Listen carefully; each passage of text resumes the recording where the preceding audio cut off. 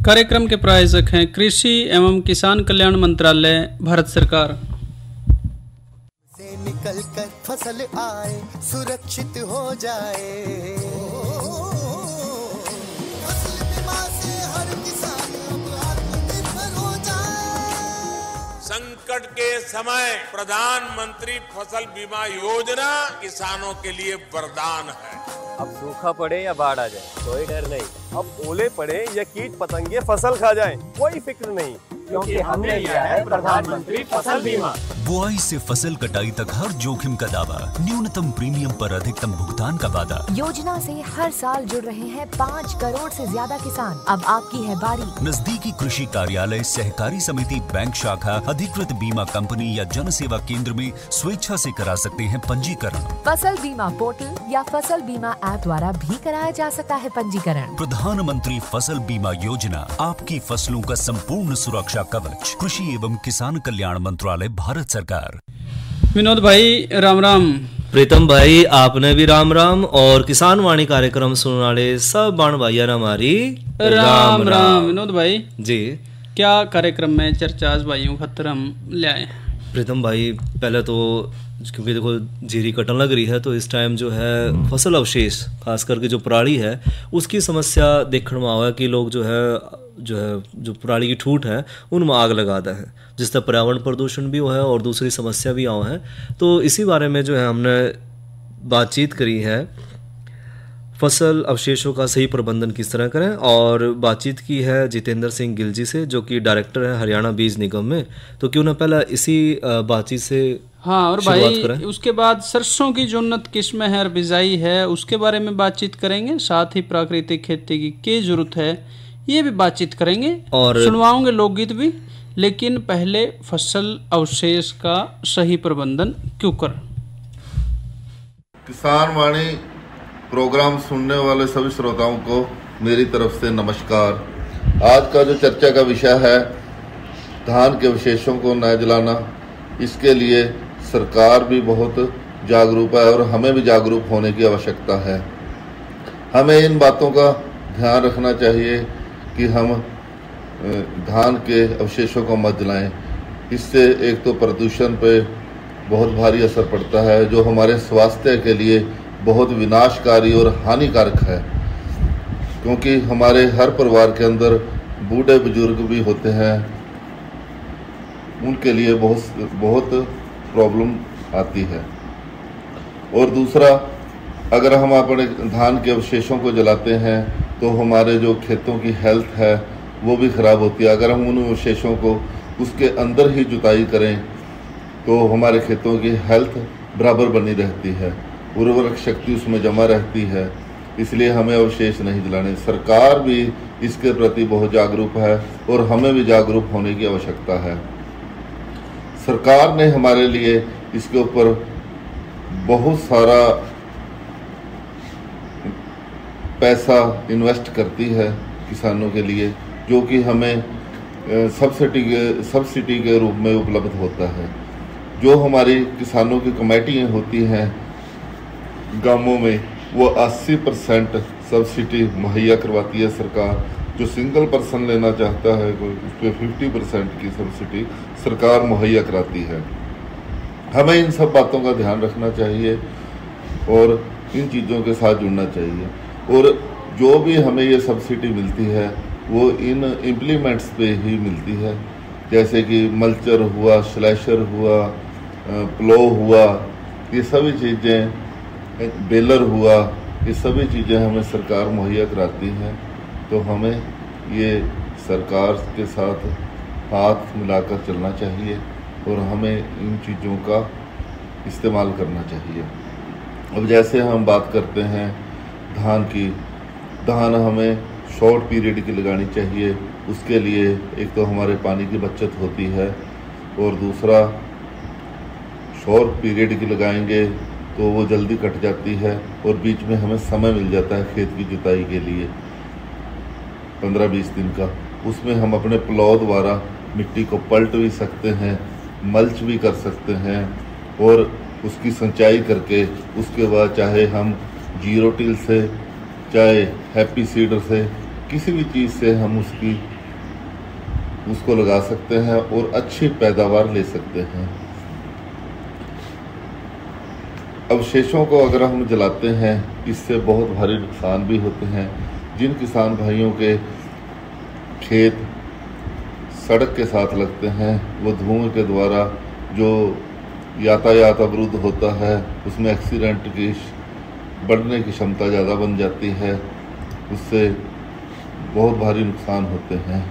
इसलिए हमें इन चीज़ों का ध्यान रखना चाहिए कि हम बिल्कुल भी खेत में आग मत लगाएं, और आग लगाने से जो किसान के मित्र कीट हैं वो भी सड़ जाते हैं उसमें, जो हमारे किसान की सहायता नहीं कर सकते।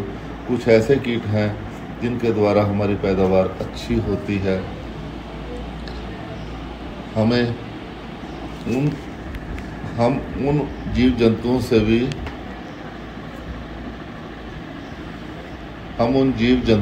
भी अपनी फसल की पैदावार को जो बढ़ाते हैं उससे नुकसान उठाते हैं। सरकार ने इसके ऊपर बहुत सख्ती से कदम उठा रखे हैं, और अगर कोई किसान आग लगाता हुआ मिले या पता लगे उनको प्रशासन को, तो मौके पे आकर 1500 से बढ़कर 15,000 रुपये तक भी लगभग जो मैंने सुना है फाइन कर सकती है, जो कि बहुत बुरी बात है किसान के लिए।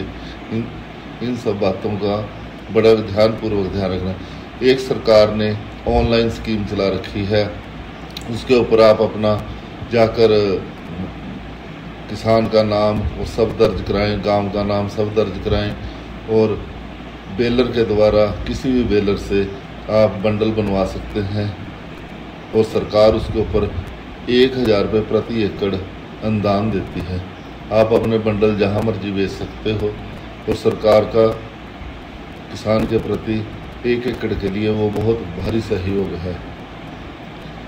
और इन बातों का अगर हम ध्यान रखेंगे तो हमारी खेती की उपज भी बढ़ेगी और खेत की हेल्थ भी अच्छी होगी। किसान वाणी प्रोग्राम सुन। और भाई ये बातचीत भाइयों ने सुनी है। विनोद भाई पराली जो है अब हमने पूरी उम्मीद है भाई लग भी गए हैं कि जलाते नहीं है, बहुत कम जला रहे हैं। फर्क पड़ा इसका। जो जला रहे हैं वो भी हमें पूरी उम्मीद है कि बंद कर देंगे भाई, मारे ही खातिर कहा जा रहा है ये। हाँ बिल्कुल जी। और ईब अगली बात करें। हाँ प्रीतम भाई अगली चर्चा करें नई फसल नई उमंग के तहत सरसों की उन्नत किस्में। सरसों विनोद भाई टाइम बताओ पहले तो, कद से कद तक सरसों भाई ले सके हैं? प्रीतम भाई सरसों लेने का जो सही समय है वो है 25 अक्टूबर से 10 अक्टूबर, यानी कि जो समय है वो बिल्कुल सही है। 25 सितंबर से 10 अक्टूबर जी। तो भाई ये जो समय भाई ने बताया है वो चल रहा है अब, और जो भाई सरसों लेना चाह रहे हैं तो एक तो भाई मिट्टी जो है भारी दोमट मिट्टी अच्छी रहे है, और सरसों जो है 25 से 40 सेंटीमीटर वर्षाले क्षेत्रों में अच्छी डालते उगे हैं। खेत की तैयारी के लिए बीज के अच्छे अंकुरण खातर अच्छी डालते खेत तैयार करना है। सिंचाई इलाकों में दरमियानी मिट्टी पलटने वाले हल से पहले जुताई करें। 2 से 3 बार देसी हल हैरो या कल्टीवेटर से जुताई करके सुहागा लगाएं। असिंचित जो क्षेत्र है उसमें देसी हल या कल्टीवेटर से 1 या 2 जुताई। और जो बीज की मात्रा है विनोद भाई। और प्रीतम भाई जो बीज की मात्रा है वो मिलवा जो फसल है उसमें बीज की मात्रा जो मुख्य फसल है सरसों वो उस पर निर्भर करे है कि जो शुद्ध फसल जो बीजन खातर सरसों में जो है लगभग सिंचित अवस्था में प्रति एकड़ जो है 1.25 किलोग्राम बीज जो है पर्याप्त रहेगा। और भाई अगर सिंचित ना है बरानी इलाका अगर बरानी इलाका है तो उसमें जो जमीन में नमी के अनुसार जो है किसान भाई 2 किलोग्राम बीज जो है 1 एकड़ के हिसाब से डाल सके हैं जी। और बिजाई का जो तरीका है। हाँ प्रीतम भाई जो बिजाई का तरीका है उसमें तो जो मिलवा जो फसल ले रहे किसान भाई तोरी और सरसों, तो उसमें मुख्य फसल में जो है बीच बीच में जो है लगभग 1.8 से लेकर 2.4 मीटर की जो दूरी है वो कतारों के बीच में रखें जी। और जो शुद्ध फसल ले रहे हैं उसमें जो है कतारों का फासला 30 सेंटीमीटर, और जो फासले पर लगभग जो है 4 से 5 सेंटीमीटर गहरी जो है वो देसी अड़ते जो है पोरा विधि से या ड्रिल विधि से जो है बुआई कर सके हैं। ठीक है। और इसके अलावा प्रीतम भाई जो हाँ ड्रिल का प्रयोग ये सही कहा आपने कि अगर सरसों भाई लेना चाह रहे हैं तो ड्रिल से भी बिजाई जो है वो कर सकते हैं। और साथ में उसमें उर्वरक भी भाई डालने हैं। तो असिंचित जब अवस्था है तो बिजाई के तुरंत पहले पोर विधि से डाल सके हैं। सिंचित अवस्था में पूरी फास्फोरस, पोटास और जिंक सल्फेट और आधी नाइट्रोजन बिजाई से पहले, और जो आधी नाइट्रोजन भाई बच गई वो पहले पानी के साथ लगाते हैं। और प्रीतम भाई एक और जो है कई बार जो समस्या देखी जाए जस्ते की कमी, और कई बार इसके जो जस्ते की कमी हो जाए तो उसके लक्षण और इसका जो उपचार वो किस तरह करें। तो जस्ते की कमी के कारण एक तो पौधे की जो बढ़ोतरी है वो मंद पड़ जाए, धीमी पड़ जाए। और इसकी कमी के लक्षण जो है बिजाई के लगभग 20 दिन के बाद जो है पहली सच्ची पत्ती पे दिखाई देने लग जाए। पत्ती का आकार छोटा रह जाए और किनारे जो है वो गुलाबी रह जाए, और इसकी जो शिराएं हैं और मध्य के जो उत्तक हैं उनका रंग भी जो है पीला सफ़ेद या कागजी सफ़ेद होना शुरू हो जाए, और जो उसकी शिराएं हैं वो हरी हो जाए। तो पत्ती के जो नीचे और ऊपर की तरफ प्याले की आकृति अगर लेना शुरू कर दे तो इसका मतलब समझ लो कि भाई जो पत्ती है वो मरण लग रही है और उसमें जस्ते की कमी है। और भाई जस्ते की कमी है तो जस्ते के लिए जो है 10 किलोग्राम जिंक सल्फेट प्रति एकड़ आखिरी जुताई से पहले खेत में बखेर सके हैं। खड़ी फसल में अगर कमी के लक्षण दिख रहे हैं तो भाई 0.5% जिंक सल्फेट और 2.5% यूरिया इसका घोल बना के 10 से 14 दिन का बीच में बचाड़ा रखें, 2 स्प्रे करें। और प्रीतम भाई जो सिंचाई है उसमें सरसों की जब हम फसल ले रहे हैं तो 2 सिंचाई, एक तो फूल निकलने के समय पे और दूसरी जो है फड़ी लगने के समय पे जो है अगर करें तो ज़्यादा पैदावार हमने मिलेगी। और यदि पानी की कमी हो तो फूल आते वक्त जो है एक सिंचाई कर दे तो ज़्यादा फायदेमंद होगी। हाँ, मतलब एक तो कम से कम, हाँ, कम से कम निराई गुड़ाई भाई जो कर जरूरत लगे उपकर कर सके हैं। आमतौर पे 3 या 5 सप्ताह बाद जरूरत पड़े है। और खरपतवार के लिए भी भाई जो दवाई है आप राउंड अप, ग्लाइसेल, ग्लाइसोफेट इनमें से कोई भी डाल सके हैं 25 मिलीलीटर मात्रा प्रति एकड़ के हिसाब से, और 25 से 30 दिन के बाद कर सके हैं। इसमें जो है पानी की मात्रा 125 से 150 लीटर पानी लगा लें। तो ये तो भाई सरसों की बातचीत रही। हाँ जी। साथ ही एक बातचीत प्राकृतिक खेती के बारे में भी करेंगे। प्राकृतिक खेती भाई सरकारी जोर नहीं दे रही, बहुत सारे भाई भी कर रहे हैं पहले भी, और क्यों करें यह बातचीत है। हाँ प्रीतम भाई देखो, जो हम रासायनिक खाद और जो कीटनाशक का प्रयोग कर रहे हैं उसकी वजह से एक तो किसान का जो खर्चा है वो खर्चा बढ़ रहा है भाई, खर्चा और कर्ज दोनों बढ़ने लग रहे हैं। कई फसलों में तो कई स्प्रे करके भी बीमारी काबू नहीं आ रही सही बात है। और ना बढ़वार वो है जो खाद डालने बाद होनी चाहिए। हाँ। और उसके बावजूद भी जो है आमदनी का उसका कोई भरोसा नहीं। हाँ, भरोसा रहे नहीं, जब खर्चा इतना हो गया तो बाद में हो भी जाए फसल तो पूरा हो लिया। और प्रीतम भाई फिर दूसरा नुकसान ये हो कि जो रासायनिक खाद है और कीटनाशक है और जो हाइब्रिड बीज है ये बहुत महंगे भी हैं, जिसकी वजह से किसान का खर्चा बड़ा है। और कई बार जो है बैंक जो लोन ले लिया, ऋण लिया बैंक से, तो वो फिर किसान भाई जो उसने चुका नहीं पाता, चाहे बैंक का हो चाहे साहूकार का हो भाई, कर्जे तले आ गया आदमी तो फिर दब जाए वो जी। और रासायनिक खाद और कीटनाशक का जितना हम ज्यादा प्रयोग कर रहे हैं उससे एक तो मिट्टी उसकी उर्वरा शक्ति कम होने लग रही है, प्रदूषण बढ़ने लग रहा है, साथ साथ जो वातावरण का प्रदूषण है, वायु प्रदूषण है, जल प्रदूषण है, वो सब तरह के प्रदूषण जो है रासायनिक खेती तय होने लग रहे हैं जी। और प्रीतम भाई साथ में जो कंपनी है वो भी जो रासायनिक उर्वरक हैं, संकर बीज हैं, कीटनाशक हैं, उन पर जो है उनकी निर्भरशीलता बढ़ रही है लोगों की। और जो संकर बीज हैं उसके उपयोग की वजह से जो है मिट्टी की जो पोषक तत्वों की कमी है, हानिकारक कीट है, उनमें भी जो है तेजी से बढ़ोतरी हो रही है। हाँ बिल्कुल हो रही है भाई। और इसमें जो है बहुत सारी चीज़ें हैं, अगर हमारी जो फसल है इसी हिसाब से हम लेते रहे रासायनिक खाद डाल के और कीटनाशक डाल के, तो भाई कुछ साल बाद फिर हम पछताओगे, फिर नहीं याद करेंगे भाई 10 साल पहले क्या में तो थे रेडियो वाले। बिल्कुल भाई। हाँ। क्योंकि रासायनिक खाद और जो ये कीटनाशक का इतना प्रभाव है हमारे खान पान पर कि इससे जो शरीर के अंदर इतने रोग उत्पन्न होने लग रहे हैं। साथ में जो प्राकृतिक जीव हैं, मछली हैं, कछुआ है, केंचुए हैं, इन सब के ऊपर भी जो है इनका असर पड़ने लग रहा है। और विनोद भाई कितने दिन डाल लेंगे, रासायनिक खाद भी पेट्रोलियम पदार्थों से बने हैं। हाँ। पेट्रोलियम पदार्थ भी निश्चित मात्रा में है धरती पे। बिल्कुल भाई। एक दिन वो भी खत्म हो जाएंगे। हाँ। फिर क्या डालेंगे, फिर क्या करेंगे तो भाई हाँ। फिर क्या करेंगे तो हमने जाना है प्राकृतिक खेती की तरफ। अच्छा, उसमें एक चीज इस्तेमाल होती है जीवामृत। हाँ जीवामृत, वो भी बता दें भैया ने। बिल्कुल भाई जीवाणु खाद है जीवामृत, इसके प्रयोग से मिट्टी में सहायक और जो मित्र जीवाणु हैं हाँ। उनकी बढ़वार हुआ है। इस खाद में उपस्थित मित्र जीवाणु जो है मुख्य पोषक तत्व नाइट्रोजन युक्त खाद बनाने में, फास्फोरस और पोटास के उपलब्ध होने में मदद करे हैं। बिल्कुल भाई। इसमें और भी सूक्ष्म तत्व पाए जा हैं।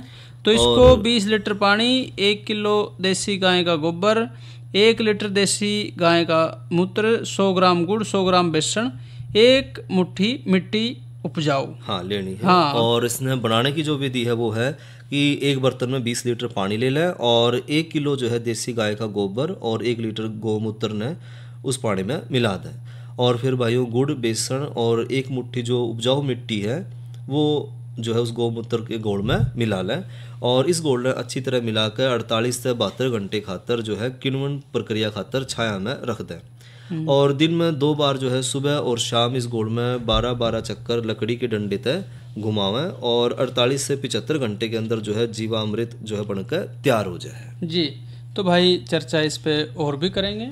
अभी वक्त है एक लोकगीत का, उससे पहले एक संदेश।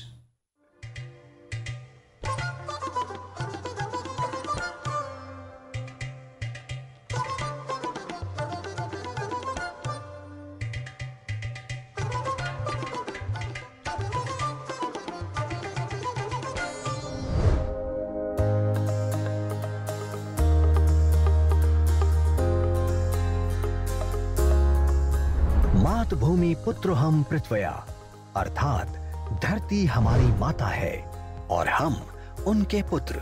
माता और पुत्र के इस पवित्र रिश्ते को सदियों से सींचती आई है हमारी प्राकृतिक कृषि या देसी गौ आधारित कृषि। प्राकृतिक कृषि का अर्थ है बिना रसायन और बाहरी आदानों के प्राकृतिक संसाधनों का खेती के साथ समन्वय। प्राकृतिक कृषि के 5 प्रमुख अंग हैं: विविध प्रकार की मिश्रित फसलें, जीवामृत, बीजामृत एवं घन जीवामृत जैसे आदान जो हमारी देसी गाय के गोबर और गौमूत्र के उत्पाद हैं। आच्छादन या मल्चिंग, मिट्टी में जैव विविधता के संचालन हेतु उचित वायु व नमी। पौध संरक्षण हेतु विभिन्न पौधों के अर्क जैसे नीमास्त्र, दशपर्णी अर्क, नीम अर्क इत्यादि। आइए आजादी के अमृत महोत्सव में मां भारती की धरा को रासायनिक खाद और कीटनाशकों से मुक्त करने का संकल्प ले। दुनिया को स्वस्थ धरती, स्वस्थ जीवन का रास्ता दिखाएं। आज देश ने आत्मनिर्भर भारत का सपना संजोया है। आत्मनिर्भर भारत तभी बन सकता है जब उसकी कृषि आत्मनिर्भर बने। प्राकृतिक खेती से लाभ।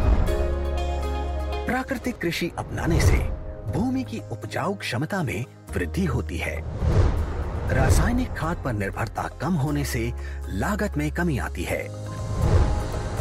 बाजार में प्राकृतिक उत्पादनों की मांग बढ़ने से किसानों की आय में भी वृद्धि होगी तथा सभी के लिए रसायन अवशेष मुक्त खाद मिलता है। भूमि की जल धारण क्षमता बढ़ती है तथा भूमि के जल स्तर में वृद्धि होती है। मिट्टी में खाद्य पदार्थ और जीवन में पानी के माध्यम से होने वाले प्रदूषण में कमी आती है। केंद्र व राज्य सरकारों के प्रयास में प्राकृतिक कृषि को एक जन आंदोलन का रूप दिया जा रहा है। देश के कई गांव प्राकृतिक कृषि को अपना रहे हैं क्योंकि इससे किसानों के जीवन में उन्नति आ रही है। मेरा नाम सत्या है। मैं मेरे 150 पौधा हैं जिसमें मैं प्राकृतिक खेती की अब स्प्रे कर रही हूँ। अगर जहरीली स्प्रे हम दुकानों से खरीद के करते थे तो उससे हमारे खर्चा ज़्यादा आता था, पैसा भी ज़्यादा लगता था और इसमें हमारे को खर्चा भी कम है और फल भी अच्छा बन रहा है। प्राकृतिक खेती के तरीकों को अपनाने से फसल की उपज में बढ़ोतरी हुई है, मिट्टी की गुणवत्ता में सुधार हुआ है, धरती माता सुखी है। उसे लगता है कि किसान ने बेहतर तरीके से उसका ध्यान रखा है और उसके लिए उसे अच्छा भोजन और अच्छी उपज लौटानी चाहिए। और मेरी लोकल वैरायटी हाइब्रिड और एक ही दिन लगाया था। अब हाइब्रिड में अभी तो कुछ भी नहीं, इसके सिमटन ने बालियों को, ये जो मेरा लोकल है इसको देखो कितनी अच्छी ढंग से बालियाँ, ये बिल्कुल भरपूर इसमें ये छिट्टा इसका पड़ा हुआ है। इस फसल में मैंने सब करे जब भी इसमें बीज लगाया था तो बीजामृत से मैंने ट्रीट किया था बीज को। उसके बाद जीवामृत जो हमारे गाय, देसी गाय का गोबर गौमूत्र से हम तैयार करते हैं, उसी की स्प्रे इसमें करता हूँ। 21 दिन के बाद पहली स्प्रे, 35 दिन के बाद दूसरी स्प्रे और 2 महीने के बाद तीसरी स्प्रे। बाकी स्प्रे करने की कोई जरूरत नहीं है। यही तो है आत्मनिर्भर किसान, जो ला रहे हैं गांव-गांव में समृद्धि और बना रहे हैं आधुनिक आत्मनिर्भर भारत। प्राकृतिक कृषि, आत्मनिर्भर भारत के आत्मनिर्भर किसान की खुशी।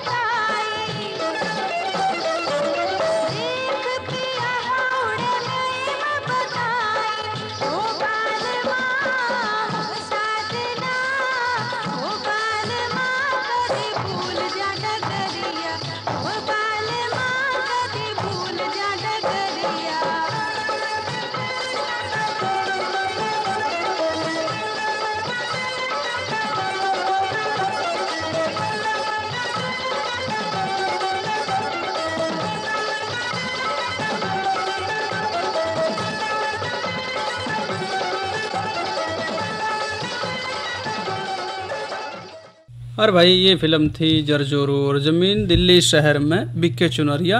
ये बात मौसम की, विनोद भाई मौसम कह रहा है अधिकतम जो तापमान रहे हमारे आसपास का 34 डिग्री और न्यूनतम 22, कल अधिकतम 35 और न्यूनतम 22 रहने की संभावना है।